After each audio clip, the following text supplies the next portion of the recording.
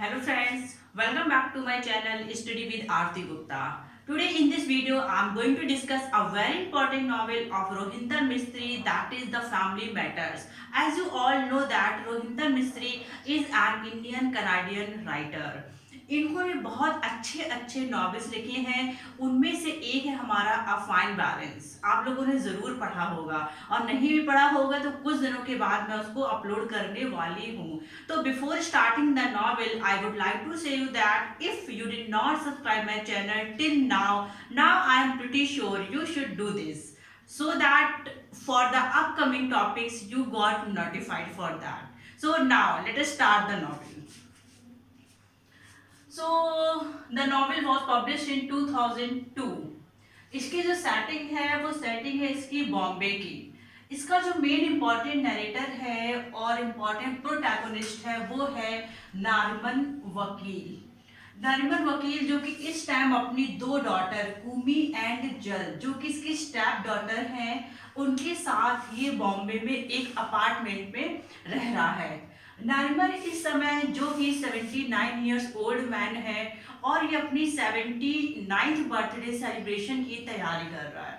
यहाँ पे इसकी बेटी कुमी जो कि पार्टी की तैयारी कर रही है, और इसके फादर नारिमन वकील जो कि पार्किंसन डिसीज से परेशान हैं। ये डिसीज एग्जैक्टली नर्व सिस्टम से बिलोंग करती है, जिसमें आपके मूवमेंट अनकंट्रोलेबल होते हैं।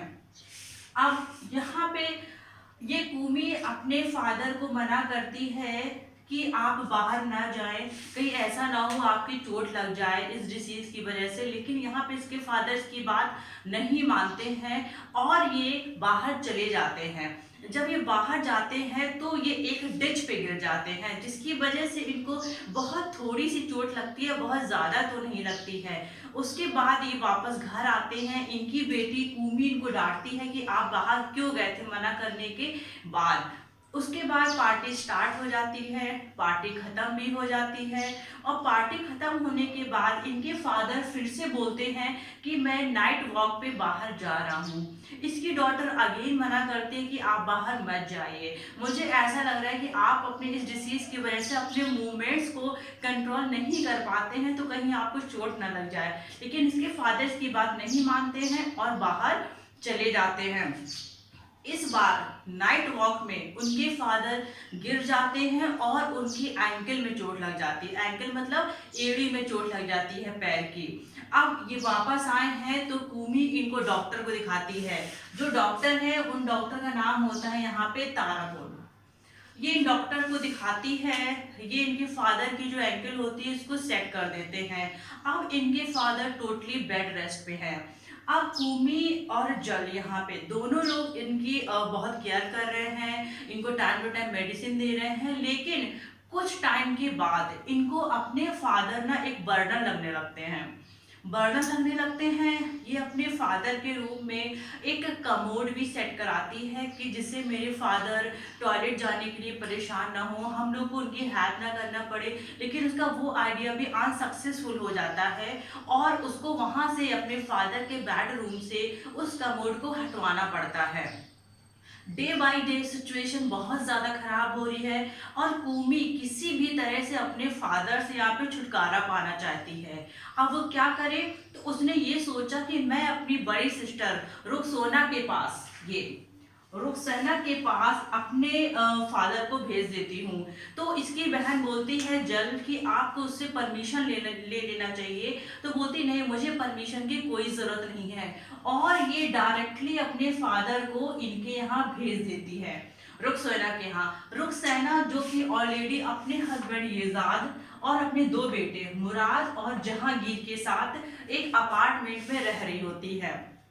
पहले से ही इस अपार्टमेंट में 4 लोग रह रहे हैं, रुखसैना, उसके हस्बैंड याजाद, उनके 2 बेटे जहांगीर और मुराद। उनका अपार्टमेंट बहुत ज़्यादा कंजस्टेड होता है। वो लोग अच्छे से पहले तो रह रहे हैं, लेकिन अब इसके नारिमन वकील के आ जाने के बाद ये लोग बहुत ज़्यादा अच्छा फील नहीं कर रहे। स्पेशली रुखसोना के हस्बैंड येजाद और मुराद, ये दोनों लोग बहुत अच्छा फील नहीं कर रहे हैं। तो ये लोग ये सोचते हैं कि मेरे इनके फादर है ना, वो सिर्फ 3 वीक्स के लिए यहाँ रुकने आए हैं। 3 वीक्स के बाद ये यहाँ से वापस चले जाएंगे, लेकिन 3 वीक्स के बाद भी इनके फादर की कंडीशन पूरी तरीके से ठीक नहीं हो पाती है, तो उनको लॉन्ग टाइम तक यहाँ पे स्टे करना पड़ता है, जिसकी वजह से अब येजाद का मूड बहुत ज़्यादा खराब हो रहा है, क्योंकि पैसों की भी प्रॉब्लम्स हो रही है, क्योंकि इनके फादर के ट्रीटमेंट में पैसे भी लगते हैं।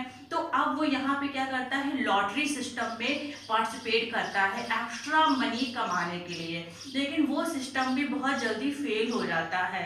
तो ये प्लान करता है, क्या प्लान करता है कि अपने ही बॉस के साथ एक कॉन ट्रिक करता है कि जो शिव सैनिक है वो उसको थ्रेटन कर रहे हैं, डरा रहे हैं उसको कि आपको क्या करना है, अपने जो भी वर्कर्स हैं उनको अच्छे से सैलरी देना है, उनकी सैलरी बढ़ानी है।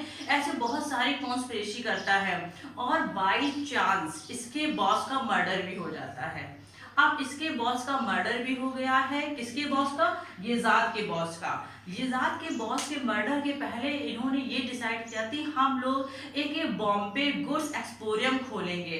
तो यहाँ पे थोड़ा सा येजाद को लगता है कि अगर ये गुड्स एम्पोरियम खुल गया तो शायद मुझे यहाँ पे अच्छी जॉब मिल जाएगी, लेकिन इनके बॉस की जॉब के बाद जो इनके बॉस की विडो होती है वो उस एम्पोरियम को बंद कर देती है। अब येजाद यहाँ पे बिल्कुल भी एकदम होपलेस हो गया है। अब इसको समझ नहीं आ रहा है कि मैं क्या करूं। यहाँ पे रुखसैना ये डिसाइड करती है कि मैं अपने फादर को वापस अपार्टमेंट में कूमी और जल के पास भेज दूंगी।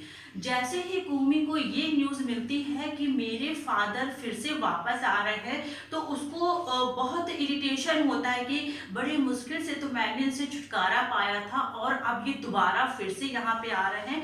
तो वो एक प्लानिंग करती है। प्लानिंग क्या करती है, जहाँ पे उसके फादर का बेडरूम था उस बेडरूम की सीलिंग पे अपने आप से ही कुछ चीज से क्या करती है, उसको खराब कर देती है, जिससे वहां से पत्थर गिर जाते हैं। तो वो इस चीज का बहाना बना के रुखसैना को बोलती है कि अभी तो इस बेडरूम की कंडीशन बिल्कुल भी ठीक नहीं है, तो अभी तुम यहाँ पे नारिमन वकील को मत भेजो। अगर वो यहाँ पे आ जाएंगे तो वो कहाँ पे रुकेंगे, और जब हम लोग इस सीलिंग को रिपेयर करा देंगे उसके बाद आप भेजना। इतना सुनने के बाद यहाँ पे रुखसैना बोलती है अच्छा ठीक है, जब रिपेयर हो जाए तब आप मुझे बताना। अब कूमी क्या करती है कि अपने ही नेबर को बुलाती है, पड़ोसी को, और उसके साथ छत रिपेयर करने का सोचती है। लेकिन एक वो इंसिडेंस होता है, वो छत रिपेयर कर रही होती है और अचानक से वो पूरी छत, पूरी सीलिंग गिर जाती है, जिसके नीचे दबकर उसके पड़ोसी की भी डेथ हो जाती है और कूमी की भी डेथ हो जाती है। अब यहाँ पे वही बात हो गई ना कि जो दूसरे के लिए गड्ढा खोदता है वो शायद उसमें खुद भी गिर पड़ता है। और यही एग्जैक्टली ये जो मुहावरा है, लोकोक्ति है, ये पूरी तरीके से यहाँ पे कूमी के ऊपर फिट बैठती है। अब यहाँ पे रुखसैना जो कि ये सुनती है कि यहाँ पे कूमी की डेथ हो गई है, अब जल को ये सब चीजें कूमी की ऐसी हालत देख के और ये सब चीजें देख के उसको बिल्कुल भी अच्छा नहीं लगता है। उसको बहुत गिल्ट फील होता है, और गिल्ट फील होने की वजह से अब वो क्या करती है, रुखसैना को, उसके हस्बैंड को, उसके दोनों बच्चों को इसी अपार्टमेंट में अपने पास बुला लेती है, और अब ये लोग यहाँ पे साथ में रहने लगते हैं। एग्जैक्टली मैं आपको एक बात बताऊं यहाँ पे कि जो ये जो नारिमन वकील है, इसकी शादी हुई थी यास्मीन से। ये इसकी वाइफ है यास्मीन, जिसकी काफी टाइम पहले डेथ हो चुकी है। ये अपनी वाइफ को बहुत ज्यादा पसंद नहीं करता था। उसका रीजन ये था कि उसको एक नॉन पारसी लड़की से प्यार हुआ था जिसका नाम था लूसी।